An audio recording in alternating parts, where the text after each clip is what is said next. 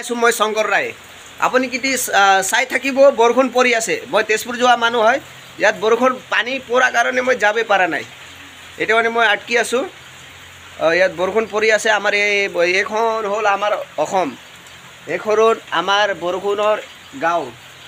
ইফালে বৰষুণ পৰি আছে, চিটে পানী পৰি পৰি অৱস্থা বেয়া।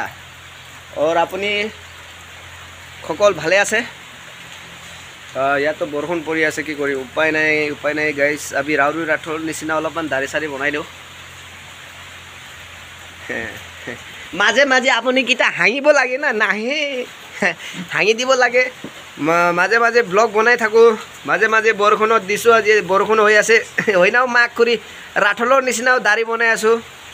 আৰু মই নুজুকো বুলিও কৈ দিছোঁ। আপুনি কিটা চাই আছে মোৰ ব্লগটো, মাজে মাজে হঙাই দিবও লাগে, মানে হাঁহিটো চাই লওক। মই মিছা কৈছোঁ যদি পূৰা বৰষুণ টিপ টিপ বৰষুণ পৰি আছে। ইয়াত বৰষুণ পৰাৰ কাৰণে মোৰ তেজপুৰ যোৱা হোৱা নাই, আটকি আছোঁ। এতিয়া পানীত ভিজি গ'লেতো सर्दी जोर होता है ना, और बुखार भी हो जाता है। कहाँ से बेजी मारता है, बाद में फिर सर्दी हो जाने से टेंशन हो जाता है। कोरोना वायरस भी आ रहा है बोलते हैं, डर भी लगता है। इसलिए बारिश में मत भीजना है, इसलिए थोड़ा कॉमेडी वीडियो बनाते रहना है। और कहने का लाइक दिवो, शेयर दिवो, जो है